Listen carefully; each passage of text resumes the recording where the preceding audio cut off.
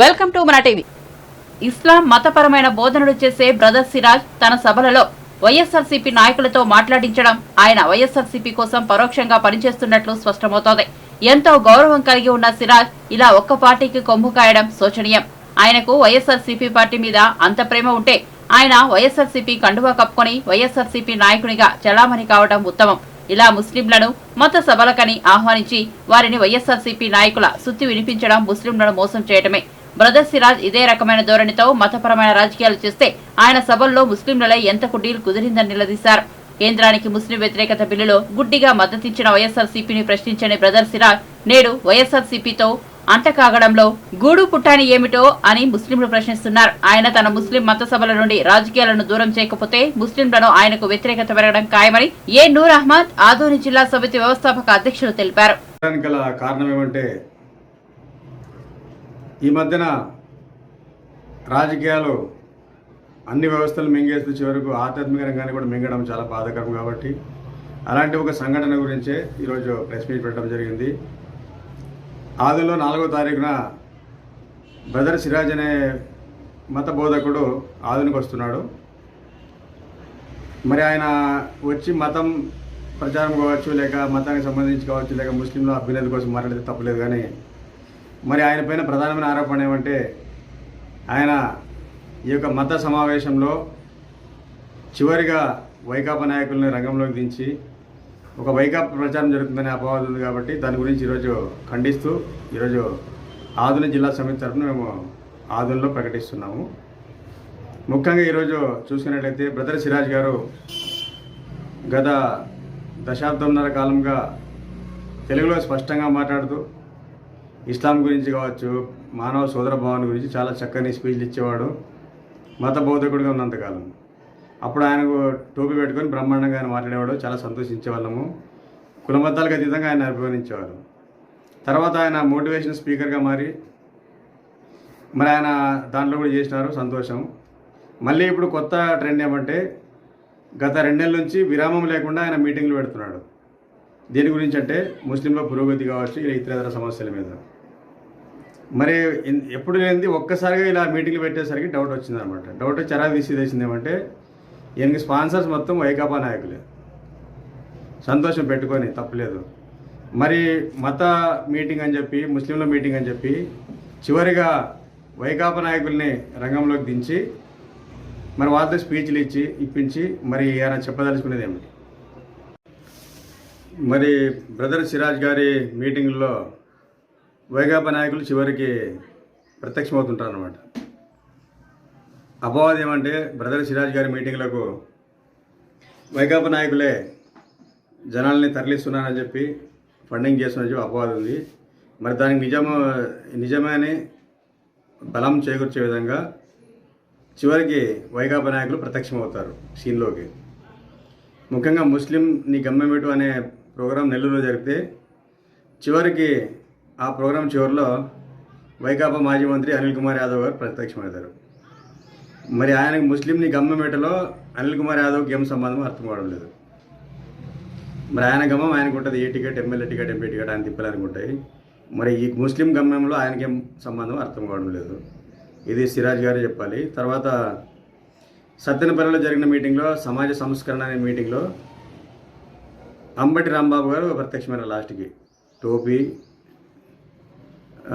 శాలవా కప్పుకొని వచ్చినారు. ఆయన వచ్చి ముందు వైకాపా డబ్బా కొట్టుకొని తర్వాత టీడీపీని తిట్టడం మొదలుపెట్టినారు. సో మరి సమాజ సంస్కరణ మీటింగ్లో అంబటి గారు ఏం సంస్కరించడానికి వచ్చారో మరి బ్రదర్ సిరాజ్ గారు చెప్పాలి. మరి ఇలాంటి డబుల్ స్టాండర్డ్స్ వల్ల బ్రదర్ సిరాజ్ గారు తమ విశ్వసనీయతను కోల్పోయే అవకాశం ఉంది. రాబోయే రోజుల్లో మత బోధకులు అంటేనే అసహించుకునే పరిస్థితి రాకుండా బ్రదర్ సిరాజ్ గారు దయచేసి మీరు ముసుగులో గుద్దులాటవద్దు, డైరెక్ట్గా ఉండండి. మీకు మరీ అంత రాజకీయం చేయాలనుకుంటే, డబ్బు ఎక్కువ సంపాదాలనుకుంటే డైరెక్ట్ వైకాపా కండువా కప్పుకొని డైరెక్ట్ వైకాపా మీటింగ్లు పోవాలని చెప్పి మనవి చేసుకుంటున్నాము. మరి అంతగా వైకాపా పార్టీని సపోర్ట్ చేస్తున్న సిరాజ్ గారు మరి వైకాపా పార్టీ గవర్నమెంట్ మరి ఎన్నో ముస్లిం పథకాలను తీసేస్తే మీరు నోరు మెదపలేదు, ప్రశ్నించలేదు. ఎంతోమంది ముస్లిమ్స్పై అటాక్ జరిగినా మీరు ప్రశ్నించలేదు. ఎన్నో నల్ల చట్టాలకు వైకాపా ప్రభుత్వం జగన్మోహన్ రెడ్డి గారు ఢిల్లీలో మరి అనుమతి చెందే విధంగా పార్లమెంట్లో అనుకూలంగా ఓటేసినా కూడా మీరు కించిత్ ప్రశ్నించలేదు. కానీ ఈరోజు మరి ఎందుకోసం ఏ భాషించి మీరు వైకాపాను సపోర్ట్ చేస్తున్నారని చెప్పి ఈరోజు ఒక సామాన్యుడిగా ప్రశ్నిస్తున్నాము. మరి అది కాకుండా మీరు మీ యొక్క మీటింగ్లో చివరికి వైకాపా నాయకుల్ని హైలైట్ చేయడం చూస్తుంటే ఖచ్చితంగా మీరు వైకాపాకు పరోక్షంగా సహకరిస్తున్నట్లు, వైకాపా ఓటు బ్యాంక్ పెంచే విధంగా వైకాపాను మళ్ళీ గెలిపించేందుకు మీరు అంతర్గతంగా ఏదో గూడుపడానికి చేస్తున్నట్టు కూడా అర్థమవుతుంది. కాబట్టి మత బోధకులు తమ గౌరవాన్ని పోగొట్టుకోవద్దండి. కుల మతాలకు అతీతంగా ఈరోజు రాజకీయాలు చేసిన అవసరం ఉంది. ఈరోజు మనము చూసుకున్నట్లయితే రాజకీయాల్లో మతంలో మతాన్ని రాజకీయాల్లో దూరించి ప్రజల మధ్య చిచ్చు పట్టే వ్యవస్థ నడుస్తుంది. కాబట్టి ఈరోజు వైకాపా పార్టీ కూడా ఒక మత బోధకుని బ్రదర్ సిరాజ్ అనే వ్యక్తిని కలుషితం చేయడం చాలా బాధాకరం. మరి మేము ఎంతో అభిమానించే బ్రదర్ సిరాజ్ ఈరోజు మరి ఆధ్యాత్మిక ముసుగులో వైకాపా ప్రచారం చేయడం చాలా సిగ్గుచేటు. దీన్ని తీవ్రంగా ఖండిస్తున్నాము. ఆయన వీటిని మానుకోవాలని చెప్పి కోరుకుంటున్నాము. ఇక ఈయన టైటిల్స్ ఎలా ఉంటే ముస్లింని గమ్యమెటు, మరి మీలాంటి బోధకులు మరి పొలిటికల్ పార్టీలో వారి అండతో మీటింగ్లు పెడితే మరి ముస్లింల గమ్యం ఎలా ఉంటుందంటే అధోగతి పాలే అవుతుంది. తర్వాత పురోగమనం తిరోగమనం ఎటు నీ పయనం, ముస్లింల పయనము తిరోగమనే ఉంటుంది మీలాంటి నాయకులు ఇట్లా దిగినప్పుడు. ఎందుకంటే కులమతాలకు అతీతంగా రాజకీయాలు జరగాల్సిన సమయంలో మీలాంటి ప్రజల్ని నమ్మించగలిగే వ్యక్తులు, మత పెద్దలు, మత బోధకులు మరి ఇలా ఒక పార్టీని ఒక ఆధ్యాత్మిక ముసుగులో పార్టీ ప్రచారం చేస్తుంటే మరి ముస్లింల పైనము పురోగమనం కాదు తిరోగమనమే. ఇంకోటి సమాజ సంస్కరణ, మరి సంస్కరణ సమాజానిక మరి మత బోధకులుగా ముందు వీళ్ళు ఆలోచించుకోవాలి. ఎందుకంటే సమాజాన్ని సంస్కరించాలంటే ముందు మనం సంస్కరించుకోవాలి. మరి బ్రదర్ సిరాజ్ గారు ఆధ్యాత్మిక మీటింగ్లు పెడితే మరి అంతవరకు బాగుంటుంది. కానీ అందులో వైకాపా లీడర్లు రావడము, వైకాపా డబ్బా కొట్టుకోవడము, టీడీపీని తిట్టడము, ఇవన్నీ చూస్తుంటే మరి రాబోయే రోజుల్లో ఈ యొక్క మత బోధకుల మీటింగ్లకు ప్రజలు కూడా రాకుండా పోయే అవకాశం ఉంది. ఇది గ్రహించే మరి సత్తెనపల్లి అలాంటి చోట జరిగిన చోటంతా వైకాపా నాయకులే ప్రజల్ని తరలించినట్లు వార్తలు వస్తున్నాయి. ఇక సమాజ సంస్కరణ అనేది ఇది గ్రహించే మరి సత్తెనపల్లి అలాంటి చోట జరిగిన చోటంతా వైకాపా నాయకులే ప్రజల్ని తరలించినట్లు వార్తలు వస్తున్నాయి. ఇక సమాజ సంస్కరణ అనేది ఇంకొక మీటింగ్ పేరు అనమాట. టైటిల్ సమాజ సంస్కరణ కాదు సార్, ముందు మనల్ని మనం సంస్కరించుకుందాము, మతం ముసుగులో రాజకీయం వద్దు, ఇదే నేను ఇచ్చే హితవు. మరి సాఫల్యం సక్సెస్, మరి సాఫల్యం మీ మత బోధన వల్ల ఎంతమంది సాఫల్యమయ్యారు, కానీ మీరు మాత్రం మత బోధకులో రాజకీయం చేయడం వల్ల ఆర్థికంగా సాఫల్యం చెంది ఉండొచ్చని మేము అనుకుంటున్నాము. చివరిగా ఈయన message foundation peace message foundation అండి. మరి పీస్ మెసేజ్ ఫౌండేషన్ కేవలం మత బోధన వరకు ఉంటే బాగుంటుంది.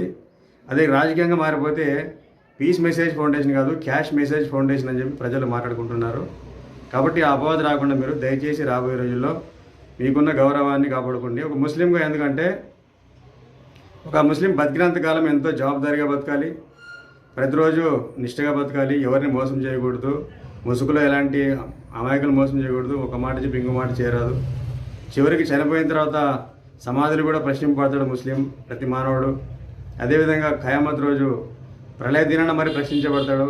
మరి ఇవన్నీ తెలిసిన మీరు ఈ ఆధ్యాత్మిక ముసుగులో రాజకీయం చేయడం అనేది చాలా బాధ కలిగిస్తుంది. ఎవరైనా అమాయకుడు చేసేది వేరే విషయం అనుకోవచ్చు, కానీ మరి ఆధ్యాత్మికం అన్ని విషయాలు తెలిసిన మీరే ఇలా చేయడం చాలా బాధ కలిగిస్తుంది. సో మేము కూడా మీ అభిమానులమే, కానీ మీరు ఇలాంటి పనులు చేస్తుంటే మరి మిమ్మల్ని మేము ప్రశ్నించాల్సి వస్తుంది. కాబట్టి దయచేసి మీరు అన్నీ తెలిసిన వారు బ్రదర్ సిరాజ్ గారు ఖచ్చితంగా రాబోయే రోజులు ఇలాంటి పనులు మానుకోండి. లేదు మానుకోని అనుకుంటే మీరు ఖచ్చితంగా వైకాపా కండువా తొడుక్కొని డైరెక్ట్ ఫేస్ టు ఫేస్ రండి, అదొక అర్థం ఉంటుంది. కానీ ఇలా ముసుగులో గుద్దలాట వద్దని చెప్పి మేము చేతులు జోడించి మీకు వేడుకుంటున్నాము.